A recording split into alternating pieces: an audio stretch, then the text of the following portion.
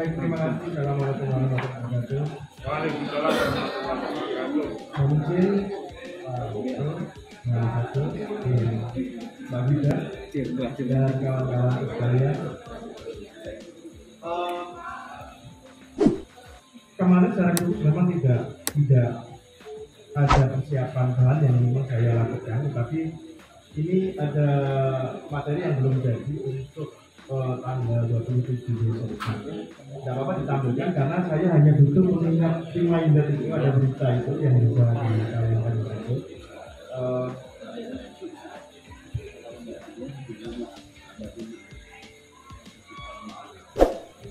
Ya, itu saya tuliskan banyak berita dilansir berkenaan dengan wacana pengunduran atau penundaan pemilu nasional. Nah, sebelum menelaah lebih lanjut, di situ ada kutipan langsung dari salah satu berita. Ini sekedar pengingat saja sebelum nanti saya sambung ke penyampaian. Nah, saya tadi izin kepada Mas Agus untuk melengkapi. Jadi karena kita duduk juga beriringan, alhamdulillah dari perspektif juga tidak ada yang berseberangan, itu hanya melengkapi saja. Saya ingin mengamati dulu dari perspektif tertib bernegara. Dalam perspektif tersebut, tidak semudah itu sebetulnya melakukan pengunduran agenda pemilu, karena pasti berimplikasi pada banyak sekali hal yang tentu akan terjadi sebagai konsekuensinya. Sementara secara rasional memang saya belum menemukan cukup alasan sebagai dasar atau dengan kata lain tidak terlalu darurat untuk dilakukan. Jadi sudah disampaikan oleh dua ada kejadian dan sebagainya. Apalagi melihat tren sadar COVID ditambah adanya dinamika kasus COVID yang tidak memungkinkan dijadikan dasar pengunduran agenda pemilu. Jadi dijelaskan juga waktu pertama dan sebagainya ini. Jadi kesadaran kita akan proklam dan sebagainya ini sudah mulai terbiasa. Nah, hal ini tentu akan lebih tidak masuk akal lagi. Ini dari isu-isu yang beredar ya. Saya hanya menangkap itu, saya mencoba untuk menyampaikan sesuatu yang seobjektif mungkin. Jadi dari itu tidak masuk akal jika ternyata dilandasi oleh persoalan-persoalan seperti kesiapan dalam kandidasi atau kandidat atau parpol, jika diputuskan penundaan agenda pemilu. Jika mendengar suara-suara itu, bisa dipastikan kita tidak akan pernah siap melakukan pemilu. Ada saja yang kurang. Nah, menengok ke pengalaman-pengalaman sebelumnya dalam tahapan kandidasi misalnya, atau contoh paling ringan saja di aturan lalu lintas. Aturan lalu lintas itu harus ditertibkan.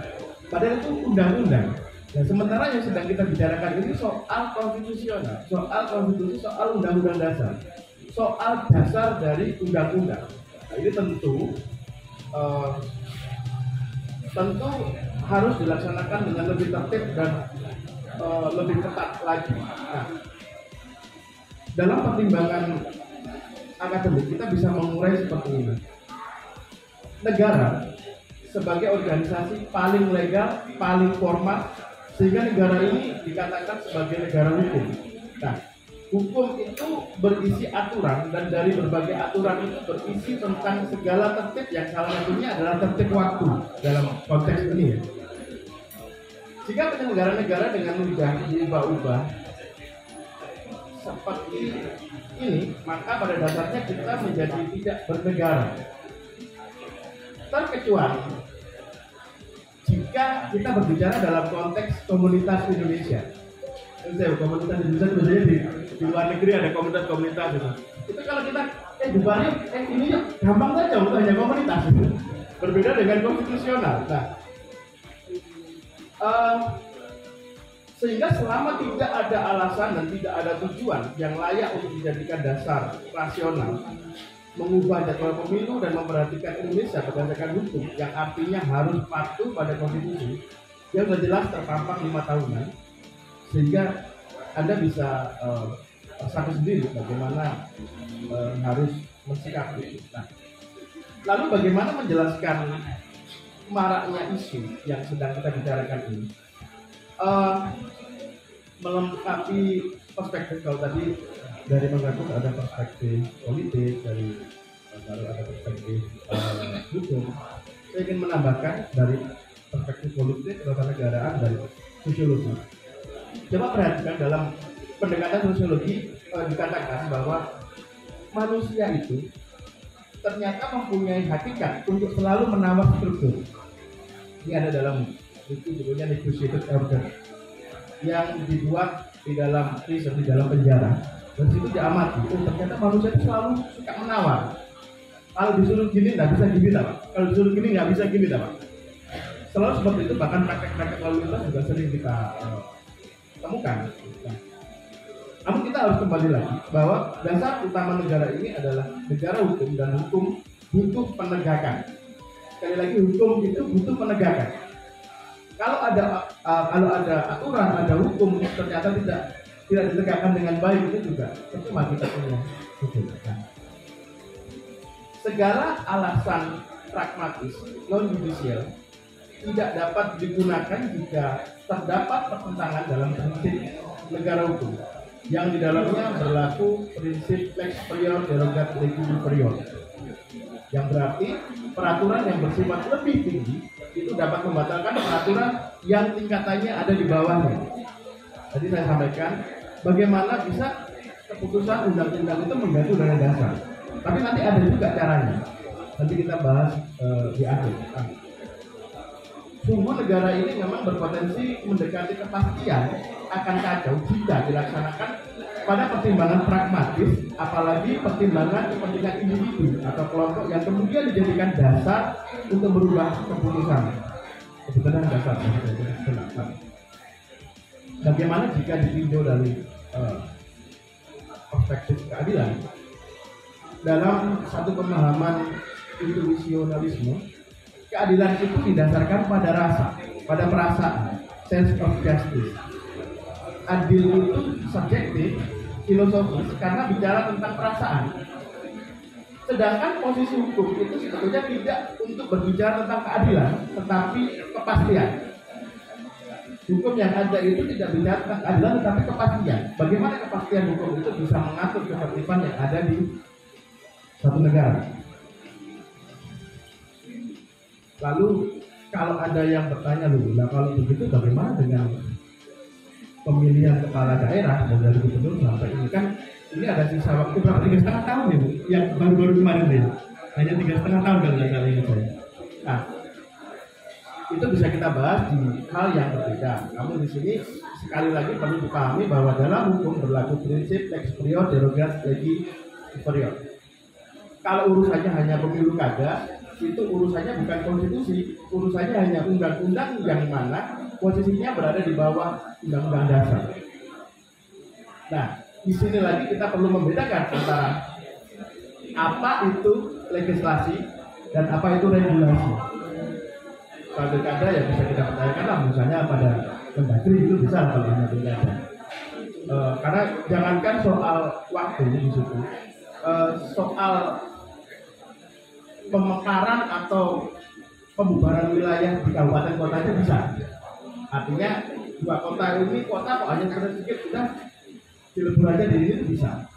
Seperti bagaimana Malang Raya dipecah menjadi kota, kabupaten dan Batu. Itu urusan yang berbeda dengan urusan yang kita bicarakan hari ini. Sudah berapa menit? Saya langsung simpulan aja ya, nanti biar bisa diskusi ya. Saya coba simpulkan. Tadi memang banyak wacana yang sudah diberikan, termasuk bagaimana ketika Pak Harto dulu dijatuh. Nanti belum masuk simpulan ya. Karena pada waktu itu saya lupa judul buku dan penulisnya, tetapi waktu itu seringkali kita dengar gembar-gembor bahwa Indonesia akan segera landing, take off, akan segera take off bersama kelompok. Di buku itu diceritakan ada dua angsa, satu Cina, satu rombongan Jepang itu. Jepang, Indonesia, Vietnam dan sebagainya, Thailand dan sebagainya. pastikan dalam buku itu akan perekonomian di Asia itu akan memimpin dunia. Sesuatu yang kemudian mengusik piagam tersebut sehingga ada beberapa hal. Kalau itu hanya terjadi di Indonesia mungkin tidak bisa dihubungkan dengan itu, tapi itu terjadi di semua bagian angsa reformasi waktu itu. Jepang juga terjadi dan sebagainya. Saya kemudian sekarang ingin menyimpulkan perlu diingat, hukum merupakan produk politik. Hukum merupakan produk politik. Produk politik itu berwujud undang-undang. Sementara konstitusional atau undang-undang dasar itu bukan produk politik. Konstitusional itu adalah produk suprapolitik. Nah, kelakuan bernegara tidak boleh seperti kelakuan para pemain kartu di pos ronda, yang semua bergantung pada selera dan kepentingan para pemain. Kocok ulang, gak enak. Nah itu tidak boleh. Nah, bisa kacau negara ini kalau kita atau para politik suka mengajak untuk bernegara secara inkonstitusional. Hal yang perlu dirisaukan sejauh analisis saya berkenaan dengan kesadaran dan komitmen konstitusional para petinggi MPR. Mengapa? Bukan tidak mungkin para politisi di MPR berseiring dalam kepentingan dengan para pengajak pelanggar konstitusi. Kalau ternyata MPR mengakomodasinya, maka yang sesuatu yang inkonstitusional dilegalkan dengan kewenangan konstitusional MPR. Nah ini nanti kita akan mempertimbangkan itu untuk dibawa pulang saja, Pak. Jadi sesuatu yang inkonstitusional itu akan dilegalkan dengan kewenangan konstitusional MPR. Maka disinilah perlu saya sebut kejadian ini, fenomena ini sebagai paradoks praktik konstitusi. Menggunakan kewenangan konstitusional untuk membenarkan gagasan inkonstitusional. Apakah hal itu dapat dibenarkan? Kalau itu tidak bisa diwujudkan, iya. Tapi pertanyaannya apakah hal itu dapat dibenarkan? Ada dua pertimbangan yang nanti bisa digunakan untuk diresapi sendiri. Pertimbangan pertama adalah harus dipahami terlebih dahulu konsep dibenarkan, benar, pembenar, dan kebenaran. Kemudian yang kedua, perlu dibedakan lagi antara konsep right, wrong, permissive, not acceptable, true, false, correct, dan incorrect. Saya rasa itu yang saya sampaikan. Assalamualaikum warahmatullahi wabarakatuh.